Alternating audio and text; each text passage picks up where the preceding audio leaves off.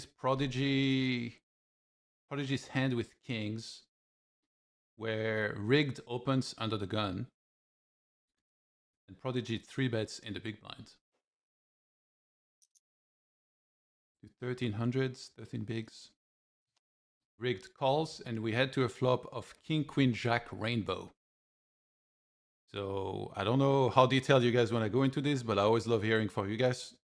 So from the flop here, is there anything you guys you think is worth mentioning? Like how? Actually, I'm curious. How well are you guys able to picture in this type of spots the full range of the opponents? Do you feel like you're able to see it being at the level that you're at very precisely in terms of like the whole range? Yeah, I mean, especially when the formations are quite tight, right?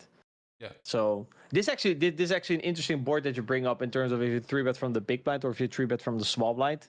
Strategies differ quite a lot, and also based on player types, you can have various exploitative strategies here. It's a very interesting texture where, yeah, there's a lot of things going on. Definitely, yeah, I agree. That's a very good point. That so big blind you 3-bet more polarized. So versus under the gun, I think you rarely have queens and jacks, almost never. You rarely have ace 10. You rarely have 10-9. So a lot of your range is like aces, kings, ace, king, and a few bluffs. So this board kind of deceptively, when you're from the big blind, is probably not very good for you. Whereas if you were from the small blind and 3-betting more linear, you'd have kings, queens, jacks, ace 10, kind of the whole everything that hits the board. So it would be a much stronger board for you. And these guys are very, very well aware of these differences.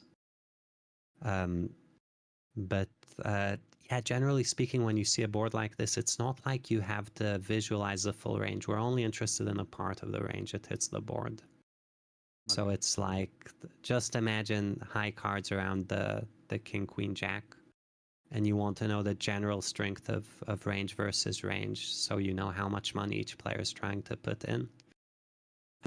And then you kind of slot your specific hand into that. So here is kind of the first move, given, like we said, rigged has more straights and more sets, and Prodigy has to play a bit defensively with aces and ace king and ace queen suited and all these hands. He's probably going to start with either a very small bet or a check, and it would be very surprising to see him make any kind of big bet.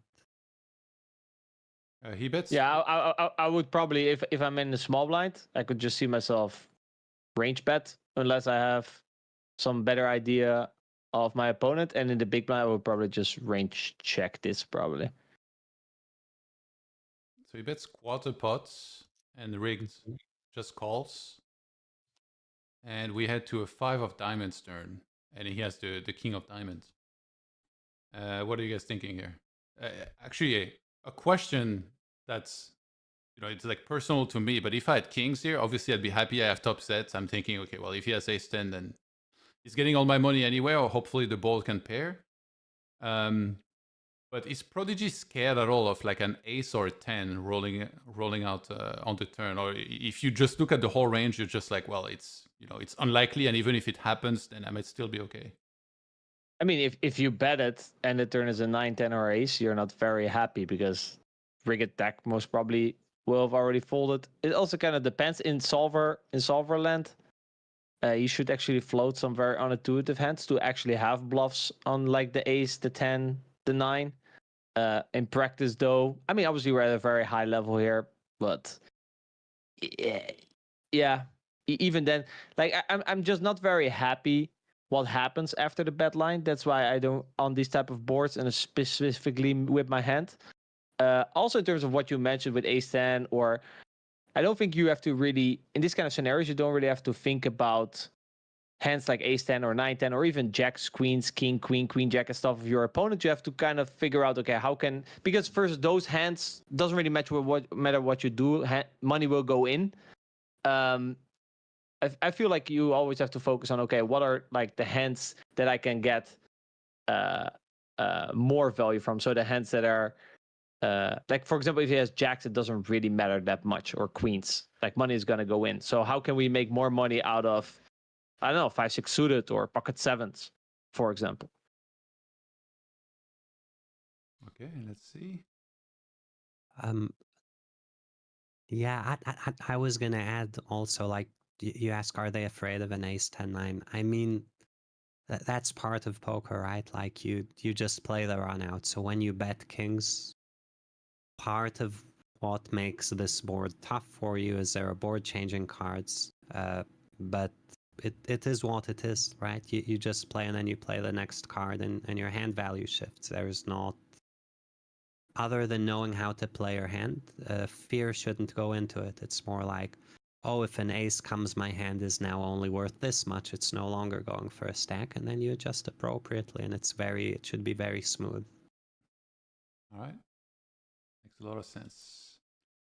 We see a bit less than half sizing here from Prodigy on the turn, Mm-hmm. and rigged just calls again. So now the pot has 7,500, and rigged has a little bit more than what's in the pot behind, and it's covered. And it's a deuce of clubs river. So now that's Prodigy has been called twice, when he bets small the first time and then a bit less than half the second time. Like, first of all, why would you guess he bets a bit less than half? Because if he had bet half, now it would be rigged, would have, you know, precisely, like maybe a bit less than pots. Do you think there is a reason for that? Like, I mean, Prodigy is one of the best in the world at figuring out how to play very accurate sizing. So I'm sure there's a reason for it. Generally speaking, the size implies a range that he wants to bet. So he probably kind of on a brick wants to bet a fairly wide range. Right? He's not going very, very polarized. So he's betting a size where maybe he can still bet something like Queen Jack. Maybe he can even still bet aces. Right? So keeping his range more condensed. And then when he reaches the river, depending on the river, he'll decide how much money in the end do I want to put in. And this also ties into, like you were saying, is he afraid of an ace 10 or 9? Well, he's keeping the pot kind of small till he knows the full run out. Like, he's not piling it in with kings and then seeing a 10 and being, oh shit. Right? He gets to put in a modest amount. And then if the run out's clean, he'll put in the last big bet.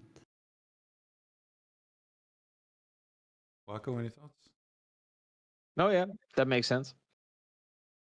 So after rigged calls, we see the deuce of clubs on the river, and let's look closely at the SPR again. So rigged has 8,700, and there is 7,500 in the pots.